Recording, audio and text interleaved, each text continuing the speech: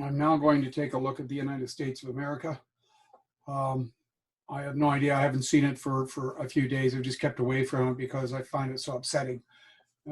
These are real people. These are not numbers. And it's I think, quite frightening from what I've seen from the early attempts I've made to try and model this. But now that I've actually been able to refine the model and get, I think, much better numbers. So I'll take a look at that. Okay, the United States of America. The numbers we first look at. So we take a look at number of deaths, number recovered. We get the death rate. The death rate's at 36% in the United States. USA. Over 500,000 cases now.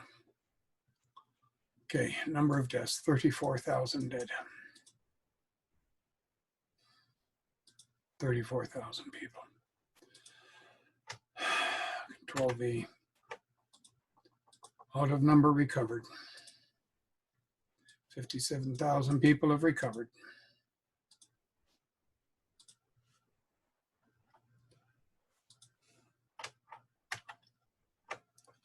The death rate's at 37%. It's climbed a little bit. So there's our death rate. And there's our death rate here at about 36%.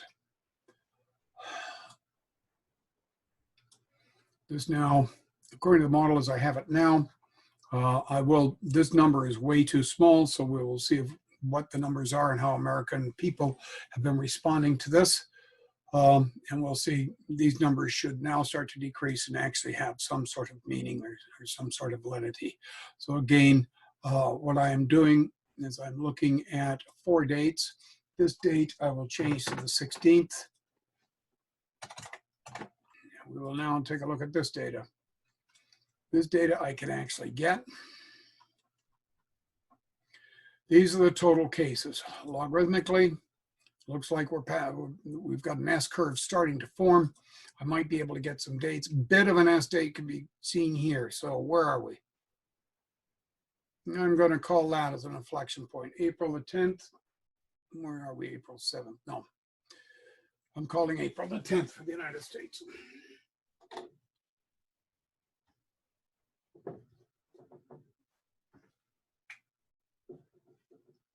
April the 10th, and now we have to find the initial time. Initial time, 15, January 1st.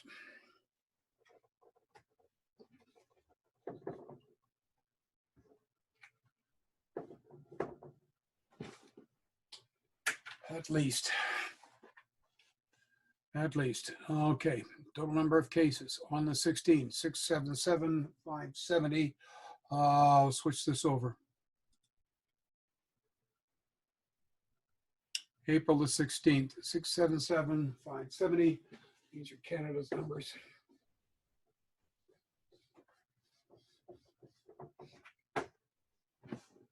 This is 677, 570.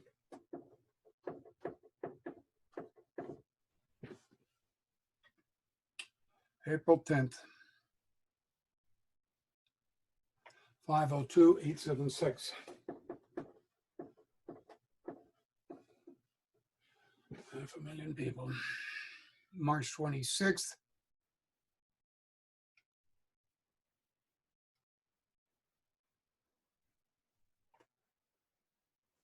$86,061.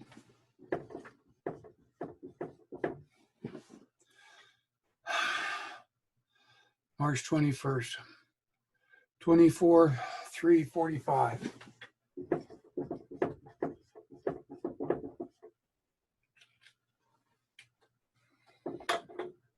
Okay, this is January 1st. Here at this point. This point here, I'm calling it April the 10th. April 7th in Canada, April 10th from here.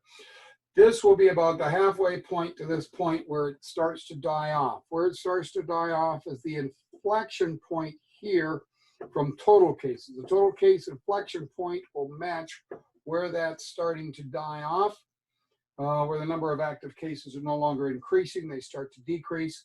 And where we are now at this inflection point, which I am saying here, April 10th will be something like halfway point to there. What we want to do is find out where we get to there and find out where we get to there. That's the big question mark. When is this thing going to be over? So we'll now put in some decent numbers. Okay, back to the model. 677,570. 502,876.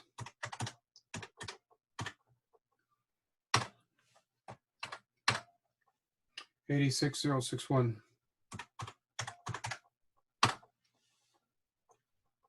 24,345.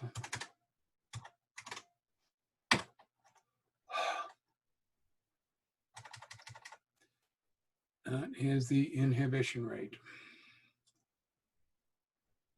7%. Now it went from 3 to 7. Now what happens is I will match this because the chances are 1 in 1, chances are more like 2 in 1. There's about 2.4 people. Sorry, each person who's infected will infect about 2.4 people. But this I can get an estimate of from this data. So we're at basically 600,000 inflection point. He's going to hit about 800,000 people, almost 1 million people. Yeah, from the inflection point, it'll be roughly at least twice that. So we can now make an estimate to get this thing 1.6.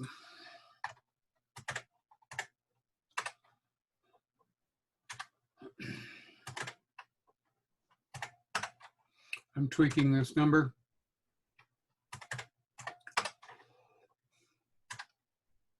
More than that. That's about right.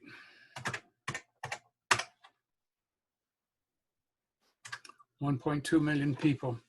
Number of deaths will hit over 1 million. 1.5 million people will die. Let's see it at 1.9. Yeah, over 1 million people will die.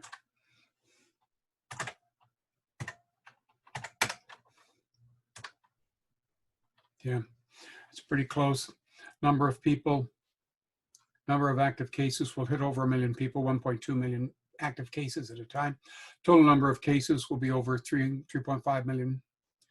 With the death rate, the growth rate is not being hammered enough, and America must basically remain in quarantine. Now, okay, the start I said was January 1st.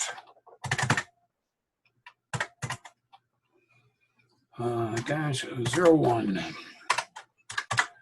The inflection point, April 10.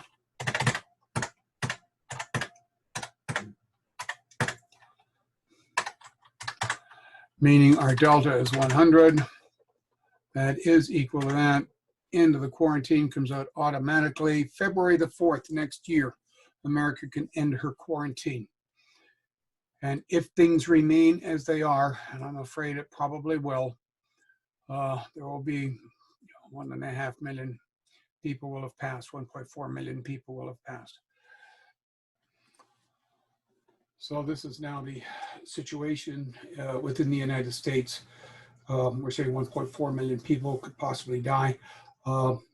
Quarantine is the only thing that has had any effect on this disease. And we can see the amount of quarantining directly reflects on the reduction in death rate. America, basically, if it is to stop this, must have a compulsory quarantine pretty well everywhere. Don't go out without a mask, and a very strict quarantine, and everyone work together to try and help each other stay alive through this. New Zealand's the only country really that is over the hump, as we say. The number of cases are dropping quite rapidly, and even there they will have to be in quarantine until about May 31st, according to what calculations that I have. America, if you continue where you are, you will lose a lot of people, and your hospitals cannot handle it. You're over 35% is the death rate, which means your hospitals are full, and each hospital just fills up And then people are dying outside of the hospitals. They're not dying within hospitals, since the hospitals just cannot handle it. It is an unbelievably tragic situation. And I do hope the American people manage to unite and come together and help each other through this horrific situation. These are not just numbers, these are people.